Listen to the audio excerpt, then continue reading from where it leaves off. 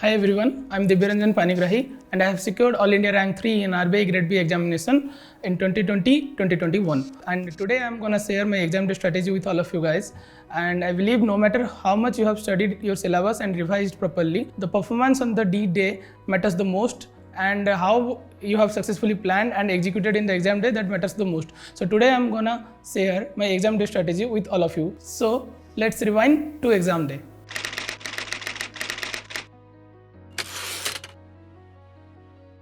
Night before the exam के पहली वाली रात हमेशा एंग्जाइटी रहती है, इसीलिए उसको काम डाउन करने के लिए आपको अच्छे से सोना चाहिए। उसके एग्ज़ाम दिन के पहले दिन ही अच्छे से नींद आना चाहिए आपको। तो आई सजेस्ट कि you should go to bed early on the night before the exam. But हमसे तो एक्चुअली उस टाइम नहीं हो पाया था, क्योंकि कभी भी एग्ज़ाम के पहले दिन मेरे को इतने अच्छे से नींद नहीं आती। तो I can't sleep properly before the exam day, but you should follow a proper sleep schedule before the exam day, and you should have some light kind of meal before the exam day, I suggest, so that that would be very much beneficial in getting some good sleep before the exam day, so that it will calm your nerve and you could have a relaxed sleep which would ultimately reduce your anxiety. Exam के पहले दिन actually exam का paper कैसे आएगा और कितना mark का attempt करना है, कितना मार्क लाना है, ये सब एक्चुअली माइंड में बहुत सारा एंग्जाइटी क्रिएट करता है। तो इसीलिए आपको पेपर के बारे में बहुत कम सोचना है। रात से पहले, सोने से पहले आपको जितना अच्छा हो सके आपके कोई फ्रेंड के साथ या आपके कोई आपके पेरेंट के साथ बात करना है, so that it would help to relax your nerves. And आपको अगर हो सकेगा तो आप अगर मेडिटेशन वगैरह करते हो तो वो भी आधे घंटे के लिए आप करोगे सोने से पहले, तो कुछ हद तक आपको बहुत हेल्प करेगा। और जो एंग्जाइटी तो हमेशा ही रहती है, जैसे कि मैं बोल रहा हूँ ये मेरा थर्ड अटेम्प्ट था आरबीआई में, फिर भी मेरे को एंग्जाइटी रहता था, क्योंकि इतना बड़ा प्रेस्टिजियस एग्जाम है और उसका कट ऑफ हमेशा अनप्रेडिक्टेबल रहता है। इसीलिए वो एंग्जाइटी को कंट्रोल करना तो डिफिकल्ट है, लेकिन हमको ट्राई करना चाहिए उसके लिए। तो मेडिटेशन वगैरह बहुत हेल्प कर सकता है। And also I use to listen music of certain kind, like I am a fan of the anime musics. So I try to listen that before the night of exam. That certainly calm my nerves to certain extent.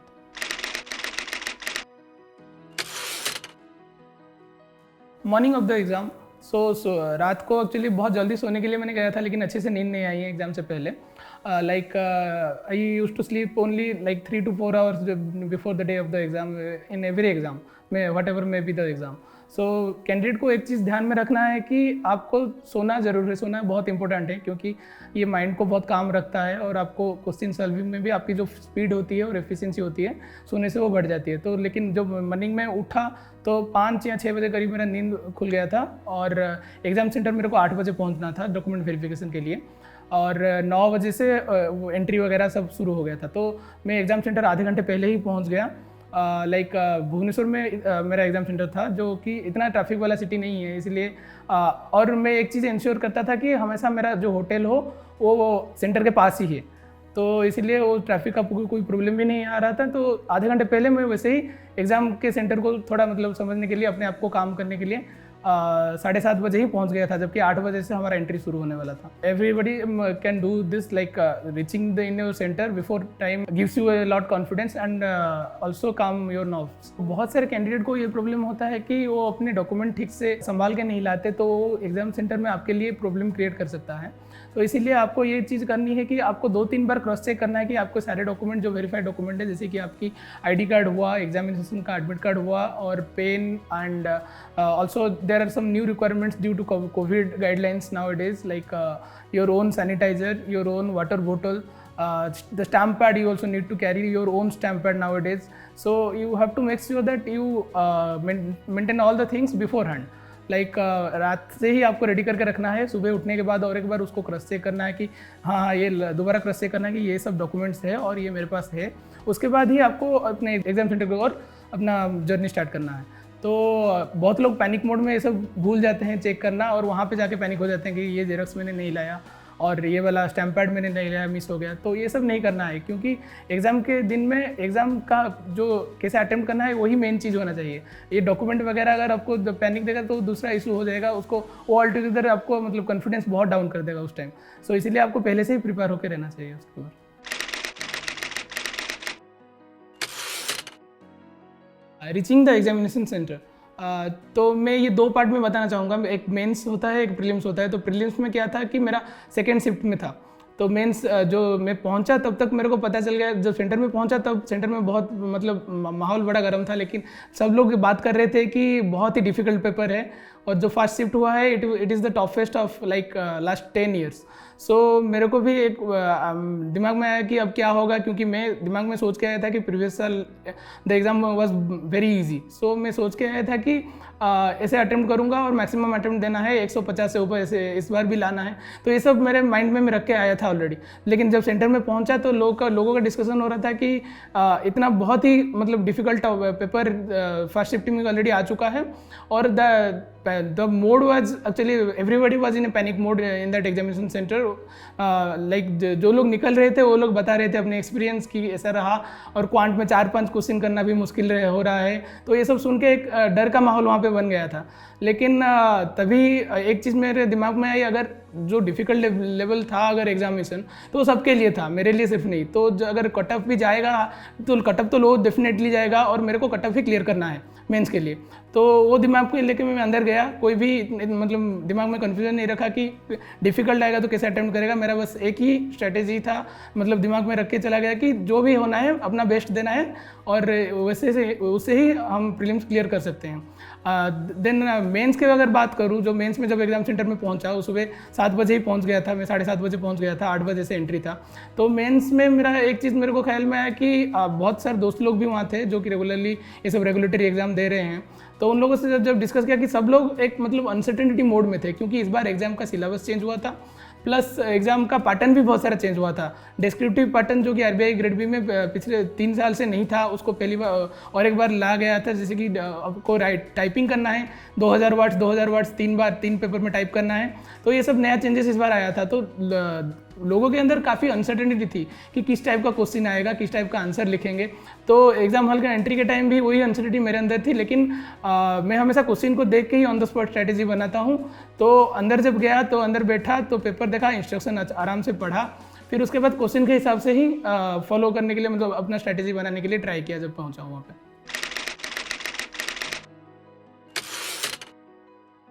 Getting the question paper, तो जैसे कि मैंने बताया इस बार mains और prelims syllabus में थोड़े बहुत चेंजेस हुए थे। तो जब मैं सेंटर के अंदर गया तो already I was expecting some change in the pattern. तो जैसे कि मैंने बोला कि मेरा सेकंड शिफ्ट था। फर्स्ट शिफ्ट में जैसे लोगों से मैंने एक्चुअली मेरे दोस्त लोगों से रिव्यू लिया कि क्वेश्चंस बहुत डिफिकल्ट आए हुए हैं, तो हमको एक्यूरेसी पे फोकस करना है। तो जब पहुंचा सेंटर के अंदर और क्वेश्चन पेपर में देखा तो मेरे को लगा कि क्वेश्चन पैटर्न थोड़ा डिफरेंट है। Like I have been attending RBI for last 4 years। It was my 4th attempt actually in prelims. So prelims like 2017 में जैसा प्रीलिम्स था उस टाइप का प्रीलिम्स आया है, लोगों ने बोला। तो डिफिकल्टी काफ़ी ज़्यादा था 2017 में। तो मैं जब जीके का क्वेश्चन देखने लगा कि जीके क्वेश्चन बहुत अनकन्वेंशनल था। फर्स्ट सेक्शन जो होता है जीके का होता है, तो the question I was going through the questions like how the questions are pretty unconventional, like they are not like any other IBPSP or SBIPO examinations like other banking aspirants that used to give. The questions are bit on the mains side, like in mains what we used to get in the mains examination we are getting now in the prelims examination, banking awareness and GK awareness topics. मेरा जैसे कि मैंने बोला मेरा second shift था। जब मैं exam centre के अंदर गया तो मेरे को ऑलरेडी कुछ रिव्यू आ चुके थे मेरे दोस्त लोगों का फर्स्ट शिफ्ट का कि एग्ज़ाम बहुत डिफिकल्ट है और आपको उसके हिसाब से अपना स्ट्रैटेजी बनाना है। तो मैं जैसे कि पहले ही बोल चुका हूँ कि अपना स्ट्रैटेजी में एग्जाम हॉल के अंदर ही बनाता हूँ depending on the question paper. तो जब क्वेश्चन पेपर मैंने देखा तो वहाँ पे लगा कि मेरे को ये थोड़ी डिफिकल्ट है, तो मेरे को स्पीड नहीं एक्यूरेसी पे फोकस करना है। तो ये चीज़ मेरे दिमाग में आया। और एक चीज़ में मेरे समझ में आ गई थी कि आपको वेरी सिलेक्टिव होना है। जैसे कि आपको क्वेश्चन के थ्रू देखना है कि क्या क्या क्वेश्चन हैं और क्या क्या आपको अटेम्प्ट करना है, उसके बारे में आपको बहुत ही सिलेक्टिव होना है। जैसे कि मैं बोल सकता हूँ कि क्वांट, रीजनिंग और जो इंग्लिश वगैरह सेक्शन रहता है उसका कट ऑफ हार्डली आरबीआई में 5 या 6 मार्क जाता है। तो you have to be very selective. So जैसे कि क्वेश्चन पेपर मेरे को मिला तो जीके तो ठीक ही था, फर्स्ट सेक्शन में मैं अटेम्प्ट कर सकता था, लेकिन क्वांट और रीजनिंग वगैरह में आपको सिलेक्ट करना है कि कौन सा क्वेश्चन आप अटेम्प्ट करें। तो ये बहुत मैटर करता है वो एग्जाम सेंटर के बाद। तो after getting the question paper you should go through the questions once to know the difficulty and according to that you should prepare your own strategy how to attempt and how to proceed. Paper attempting strategy. So exam के दिन में चलते हैं, कैसे paper आया, उसके बाद से कैसे आपको अटेम्प्ट करना है, कैसे मैंने अटेम्प्ट किया मैं पहले बताने वाला हूँ। जैसे कि इस बार जीके क्वेश्चंस बहुत ही रैंडम थे क्वेश्चंस, जैसे कि पहले आप लोगों को पूछा जाता था कि एग्ज़ाम में रैंक 1 कौन है या फिर इंडिया का रैंक कौन है। इस बार पहली बार एग्ज़ाम में ऐसे क्वेश्चन आया था कि रैंक 2 कौन है। तो उस टाइप का क्वेश्चन, जैसे कि यहाँ पे आप लोग देख सकते हैं, यहाँ पे एक क्वेश्चन है, who is the second most powerful women in according to some ranking. So second most को याद नहीं रखता कभी भी, लेकिन इस बार क्वेश्चन ही कुछ ऐसे रैंडम थे कि आपको सेकेंड थर्ड वगैरह ये सब भी पूछा गया था। तो जैसे कि 8 नंबर पे आप यहाँ पे देख सकते हैं, who is the second most powerful women after Angela Merkel in the fourth list of powerful womens list. So the answer was Christina Lagarde, but you can only answer this if you have gone through the current affairs properly. So I would advise कि आप लोग बहुत अच्छी तरह से पढ़े, कोई भी रैंकिंग आए तो आप टॉप 5 रैंकिंग का याद रख के जाए उस एग्ज़ाम में। और एक भी एग्ज़ाम में जैसे कि क्वेश्चन आया था कि बहुत सारे इजी क्वेश्चंस भी थे, like there are 40 questions are doable out of the 80 general awareness paper. They like this question, what does R stands in the full form of CRA। CRA is the agency registered under PFRDA। So CRA में जो are का full form होता है वो record keeping होता है, central record keeping agency होता है। सो ऐसे बहुत सारे डायरेक्ट क्वेश्चन भी थे, like out of 80 30 question are direct, you can easily do those 30 question. So आपका अटेम्प्ट ऐसा होना चाहिए कि आप पहले वो 30 क्वेश्चन आराम से करें ताकि आपका 30 मार्क इंश्योर हो जाए। उसके बाद आपको बाकी चीज़ अटेम्प्ट करना है जिसके बारे में आप थोड़ा मतलब कुछ ज़्यादा श्योर नहीं हो, लाइक कई बार 50-50 sure, but you have to attempt because general awareness बहुत इंपॉर्टेंट सेक्शन है प्रीलिम्स के लिए, जो कि 80 मार्क कैरी करता है 200 मार्क से, और ये मेक और ब्रेक सेक्शन होता है। तो उसमें इस बार बहुत सारे क्वेश्चन थे। और एक एग्जांपल दूंगा मैं क्वेश्चन का, जैसे कि यहाँ इस बार पूछा गया था कि नीति आयोग का एक रिपोर्ट आया था SDI इंडेक्स वाला, तो स्टेट वाइज जो होता है रिपोर्ट, उसमें पूछा गया था कि कितने साउथ इंडियन स्टेट्स उसके टॉप 5 में हैं। तो ये सब क्वेश्चन रेगुलर बैंक एग्जाम में नहीं आते, तो इसके लिए थोड़ा डिटेल्ड एनालिसिस चाहिए होगा। और मैं सजेस्ट करूंगा कि आप करंट अफेयर बहुत अच्छे से पढ़ें, बहुत अच्छे से रिवाइज करें। प्रीवियस 1 साल का पूरा करंट अफेयर अच्छे से रिवाइज करना मेंस के लिए ज़रूरी है और प्रीलिम्स के लिए 6 महीने का ज़रूरी है। So that will be perfect correct paper attempt strategy.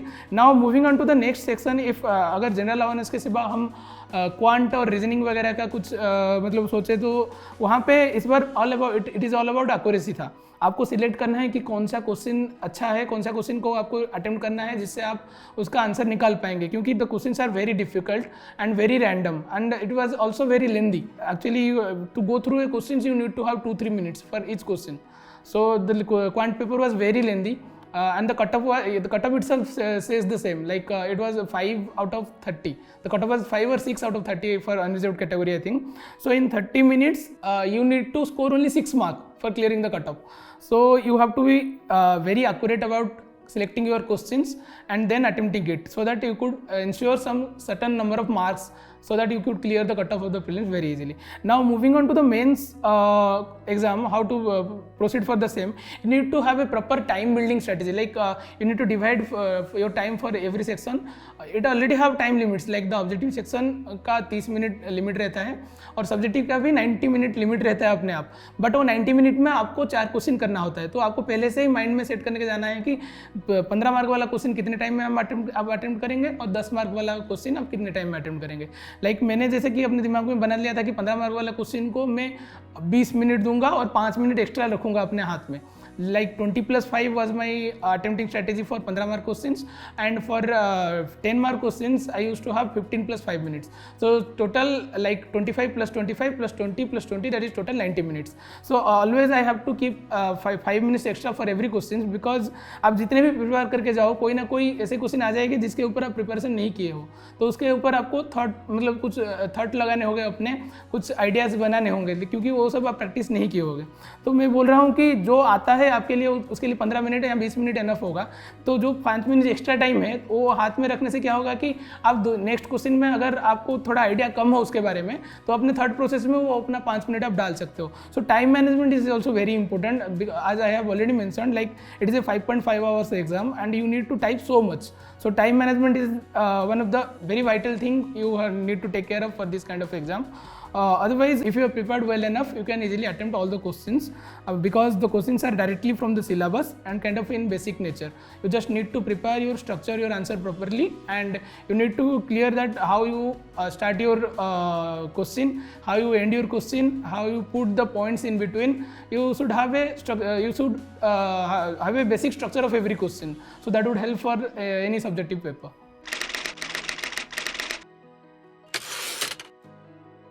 Finishing the paper, so इसका भी 2 सेक्शन होगा, प्रीलिम्स और मेंस में. जब प्रीलिम्स एग्ज़ाम मैंने ख़त्म किया तो एक्चुअली 4 साल से प्रीलिम्स में देता आ रहा था, तो 2 साल से ये रेगुलर मतलब कंटिन्यूसली मैं इसको क्लियर करता आ रहा था. तो एग्ज़ाम ख़त्म होने के बाद हालांकि क्वेश्चन एक्चुअली अनप्रेडिक्टेबल लाइन में था, लेकिन मेरे को एक कॉन्फिडेंस था कि ये इस बार भी क्लियर हो जाएगा, इसलिए मैंने सोचा कि मेंस के लिए कैसे तैयारी शुरू करूँ. तो मैं वो फिनिशिंग टाइम में ही अपना सोचना शुरू कर दिया था कि कैसे मेंस के लिए प्रोसीड करना है. तो उसके बाद जब मेंस का मैं बोलूँगा, mains actually very exhaustive exam था. Like it was a exam of 5.5 hours, like a whole day's exam. I have to enter into the exam hall by 8 and only 1 hour gap in between, that is for lunch, and after that I have to sit till 6 o'clock in the evening. So for the whole time I need to write the descriptive and attempt some objective exam questions also. So mains का in experience थोड़ा बहुत exhaustive था मैं बोलूँगा. जैसे कि first paper मेरा finance and management था, उसमें काफ़ी अच्छे से मेरा फिनिश हुआ पेपर. उसके बाद ESI पेपर था, उसको भी अच्छे से फिनिश किया. लेकिन जो लास्ट पेपर था 4 से 5:30 बजे तक, जो कि इंग्लिश पेपर था, उस टाइम मेरा एनर्जी बहुत कम बचा था क्योंकि दिन भर मैंने कुछ खाया हुआ नहीं था. क्योंकि एग्जाम सेंटर में एक्चुअली एग्जाम डे में मेरा एक बहुत बुरा हैबिट है, मैं कुछ खा नहीं पाता. लेकिन ये कैंडिडेट को अवॉइड करना चाहिए. मैं सजेस्ट करूँगा कि कुछ लाइट फूड तो लेना ही चाहिए बीच में, लेकिन मैंने ओनली सिर्फ पानी ही, वाटर ही लिया था कुछ in between. So I lost all my energy during the last third paper. Somehow I manage to finish that paper in time despite, because exam centre का जो माहौल होता है वो आपको थकने नहीं देता, आपको टाइप करता ही रहता है. लेकिन बॉडी ऑलरेडी वर्न आउट हो जाता है, लेकिन दिमाग में ये रहता है कि कंप्लीट करना है पेपर, क्योंकि हमको ये आता है तो हमको ये मतलब लिखना है, कंप्लीट करना है पेपर और अच्छे से करना है, क्योंकि 1 साल की मेहनत लगी है इसी में. तो मैं ये बोलूँगा, तो फिनिश होने के बाद सेकंड पेपर, 2 इंग्लिश पेपर जो फिनिश हुआ तो बहुत ही रिलैक्स फील किया मैंने कि at last it is over and I have done pretty much good in this paper.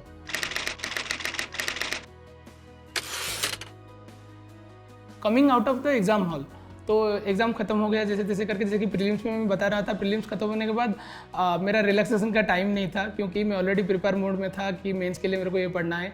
मैं आपको बता दूं कि मैं जब बाहर आया तो तभी से ही मेरा प्लानिंग शुरू हो गया था कि मेंस के लिए क्या पढ़ना है. और मेरा जर्नी तो बस के थ्रू होता था. फुलवानी से मेरा जो घर है वहाँ से भुवनेश्वर में आया था बस में ही. तो बस के अंदर मैं सिर्फ यही प्लान बना था अपने मोबाइल में नोट में निकाल के कि किसी दिन क्या पढ़ूँ और मेंस के सिलेबस कैसे और एक बार रिवाइज कर सकूँ. तो ये वाला प्लान मेरा था, तभी से चल रहा था. तो there is no time to relax after the prelims examination. But I can say कि मेंस एग्जाम के बाद I was a bit relaxed because the exam went well. And जैसे कि मैंने स्ट्रेटेजाइज किया था, जैसे कि एग्जीक्यूट करना था मेरे को, वैसे ही अच्छी तरह से एग्जीक्यूट किया. तो मैं जब बाहर आया तो क्राउड तो बहुत था, बहुत सारे पेरेंट्स लोग थे अपने बच्चों लोगों के साथ. सब कुछ ना कुछ अपना ओपिनियन देते रहते थे कि पहली बार डिस्क्रिप्टिव हुआ है. कोई लिख पाए थे, कोई नहीं लिख पाए थे, कोई मायूस था, कोई बहुत खुश था अपने परफॉर्मेंस को लेके. लेकिन एक्चुअली मैंने जैसे प्लान किया था उस हिसाब से मेरा एग्ज़ाम बहुत सही गया था. तो मैं बाहर आया, फिर मैंने अपने पिताजी और माताजी को कॉल किया और उनको बोला कि एग्ज़ाम बहुत अच्छा गया है. And actually some days before the exam I was not in contact with some of my friends, like I was out of every social media and everything. So बहुत सारे दोस्त लोगों को डायरेक्टली कॉल करना शुरू कर दिया कि मेरा एग्ज़ाम ये था, तो इसीलिए कॉन्टैक्ट में नहीं रह पाया था. और अभी बहुत अच्छा गया है मेरा एग्ज़ाम. ये सब फील मेरा एक्चुअल जो फील था उस टाइम वो सब शेयर किया उन लोगों से. लेकिन तभी एक बात मेरे मालूम चला कि मैंने तभी तक कुछ खाना नहीं खाया था, और एग्ज़ाम ख़त्म होने के जोश में मैं 1 किलोमीटर फ़ोन में बात करते करते चलते ही चला गया. तो 1 किलोमीटर चलने के बाद मेरे को लगा कि मेरे थोड़ा डिजी फील हुआ. तब मेरे को पता चला कि मैंने खाना नहीं खाया हूँ. तो फिर वहाँ पे एक नज़दीक जो रेस्टोरेंट था, जाके वहाँ पे खाना खाया. एंड आई कुड से कि the meal was the most delicious meal I had in my life. तो एग्ज़ाम ख़त्म होने के बाद हमेशा हमको अंदाज़ा हो जाता है कि कैसे गया है एग्ज़ाम। सो मेरे को भी एक आइडिया लग गया था कि मेरा एग्ज़ाम कोई भी नहीं तो एबव एवरेज तो गया ही है। तो मैं एक्सपेक्ट कर रहा था कि श्योर शॉट इंटरव्यू सिलेक्शन तो होगा, क्योंकि पिछले 2 बार से मैं इंटरव्यू तक तो जा रहा था। तो इस बार मेरे को लगा कि मेंस एग्ज़ाम कुछ बहुत ही अच्छा गया है, प्रीवियस साल से बहुत और भी अच्छा गया है। तो I was expecting around 215 marks from 300 and which is a very good mark I guess, and I finally I got 218.5. So that is a very good performance according to me.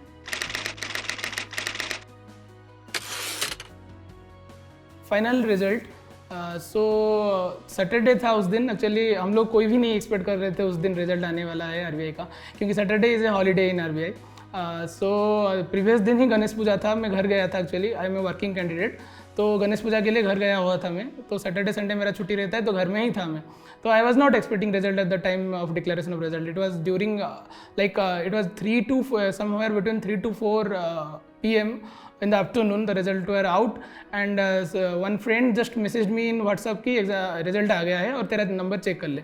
तो 2 बार एक्चुअली मैं पहले interview में reject हो चुका था। तो final list में मैं अभी भी एक्चुअली सच बोलूँ तो रिजेक्शन ही एक्सपेक्ट करके बैठा था, क्योंकि मैं ऑलरेडी अपना बैकअप मतलब संभाल लिया था कि ये करना है, इसके बाद ये करना है। अगर रिजेक्शन हो गया तो क्या करना है मैं ऑलरेडी सोच के रखा था। Like I was giving other exams and the interview also lined up after this also. So इतना तो मतलब अश्योर्ड नहीं था कि सिलेक्शन होगा, क्योंकि इतने बार अच्छा करने के बाद भी रिजेक्शन हुआ था पिछले बार। सो जब रिजल्ट देखा, मैं एक्चुअली अपना रोल नंबर याद नहीं रखा था।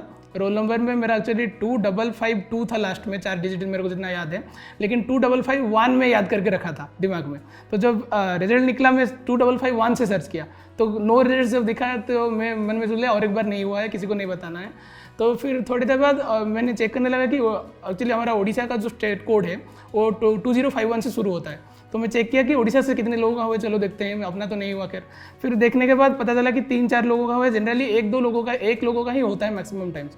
तो जब 3-4 लोगों का देखा, फिर मेरे को लगा कि एक रोल नंबर है जो कि काफ़ी सिमिलर है मेरे रोल नंबर से, लाइक 2552 है उस रोल नंबर सीट में।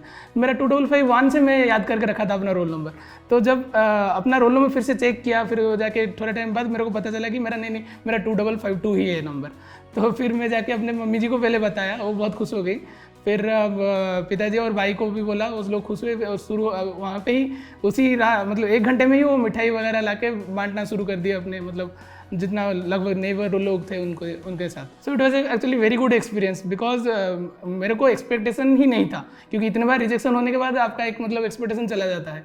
तो मेरे को एक्सपेक्टेशन नहीं, क्योंकि मैं अपना 2-3 बैकअप ऑलरेडी सेट करके रखा था कि ये नहीं हुआ तो ये करना है, ये नहीं हुआ तो ये करना है।